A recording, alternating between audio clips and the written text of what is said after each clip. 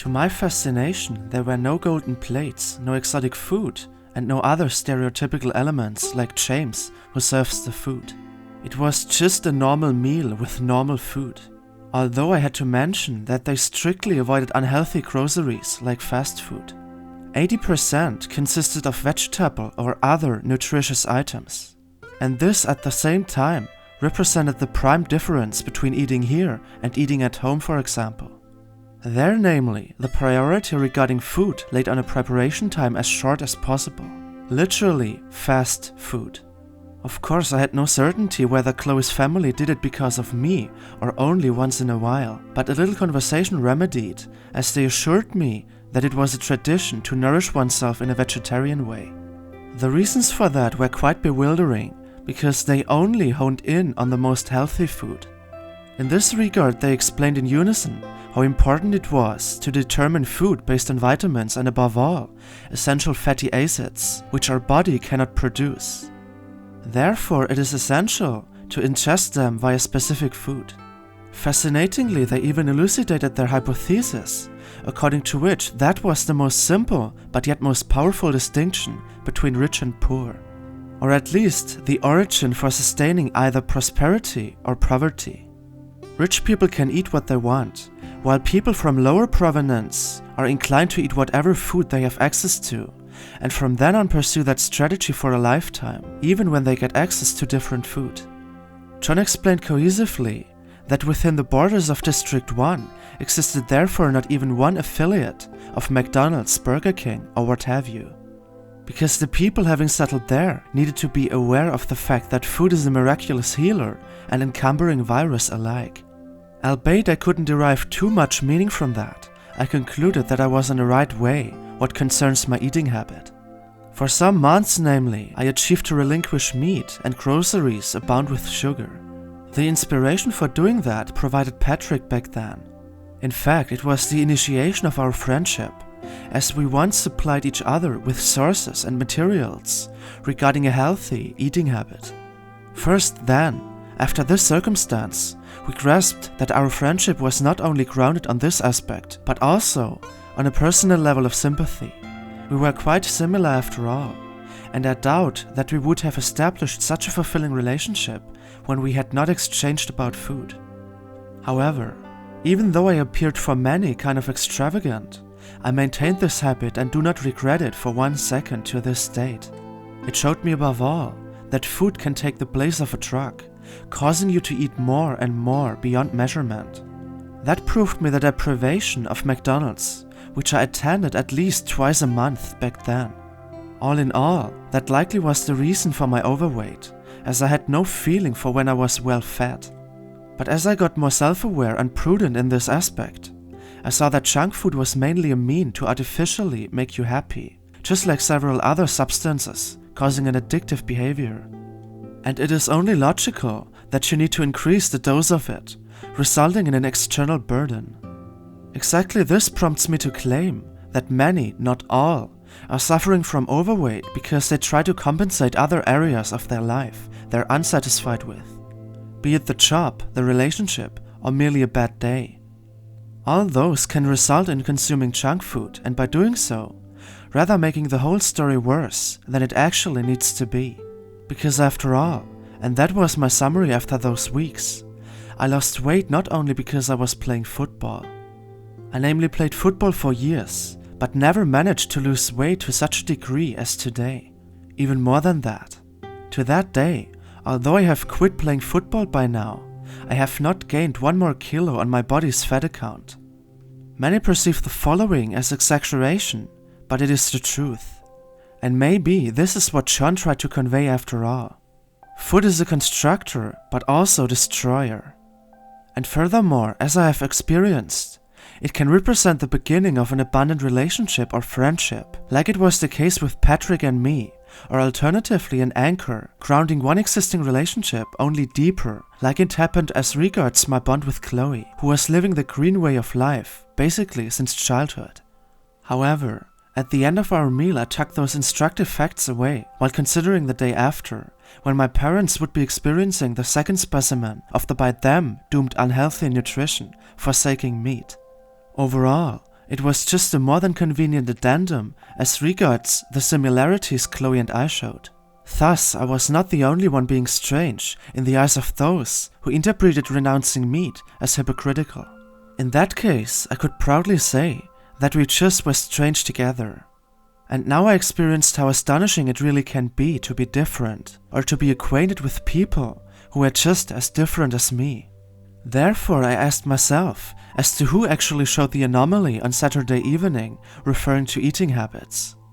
Mom and Dad, who neglected that vegetarianism current, or Chloe and me, who were just belonging to this very current.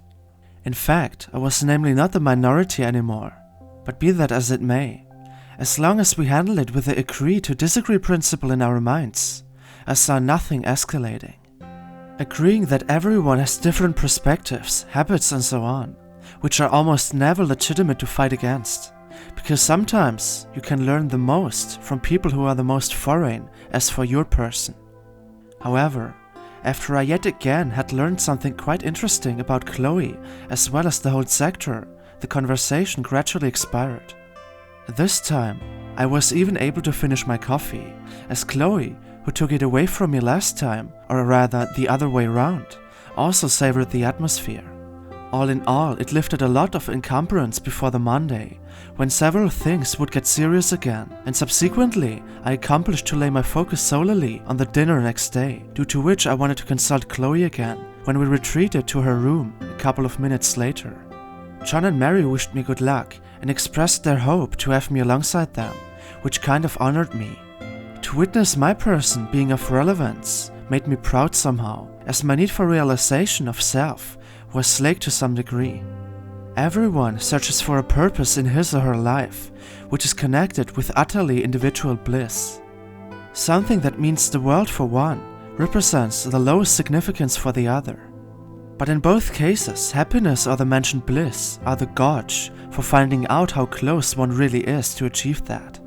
So it is on the contrary side. What feels bad is likely not of significance related to the personal purpose.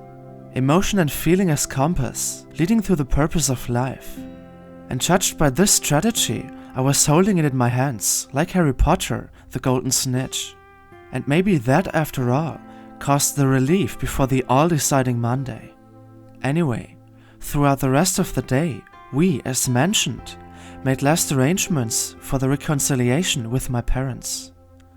One important fact, where our perspective coincided to 100%, dealt with speaking nothing but the truth. We were taught namely how devastating lies are, especially toward the ones we love. It can transmute the love we share into the other polarity without much effort. Since love and hate are only the two expressions defining the extremes describing one's affection toward another person, it really is a cinch converting them. Love can become hate and vice versa. And that will always remain that way, unless we add the factor of truth. When we forsake every single lie and lay our cards on the table, we will expedite our progress in life, as we emit the energy of what we truthfully want and not what we don't want. Then we tell the truth about the lies and not the lies about the truth. And this ultimately concludes in truth correlating with unconditionality. For example, unconditional love, which is always the purest and truest form of the divine expression.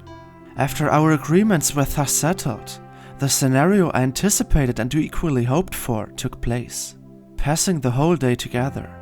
I made progress with my school stuff so that I equanimously could circumvent one day of learning without facing a calamity. The other thing was furthermore that I had to think ahead of what was to come.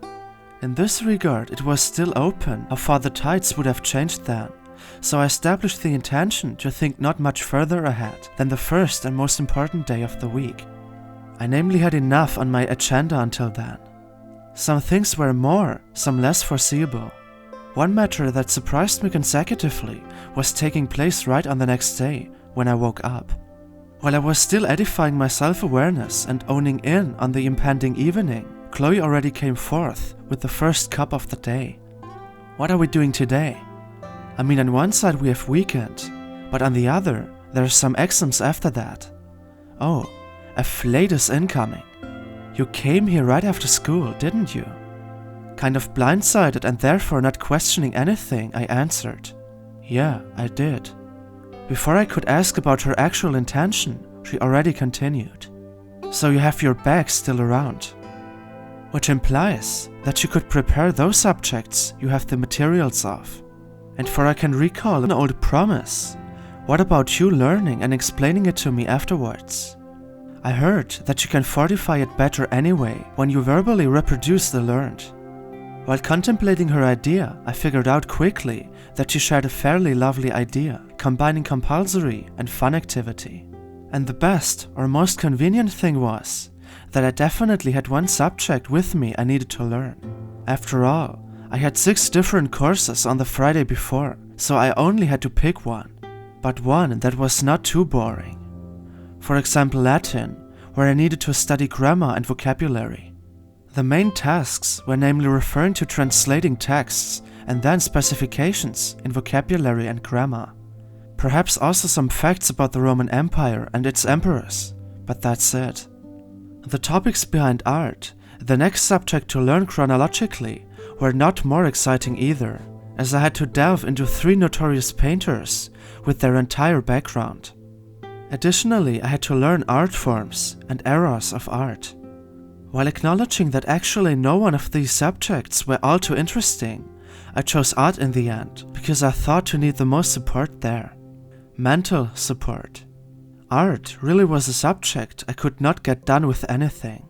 Anywhere else, be it maths or Latin, I managed it somehow, but art was just different.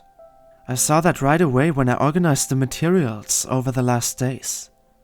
Everything transcending the first 2 subjects being tested in the upcoming week had been only a short overview anyway, and not an intense study of detail. But that was sufficient for sensing weaknesses. To eradicate those, however, I decided to finally get to grips with it.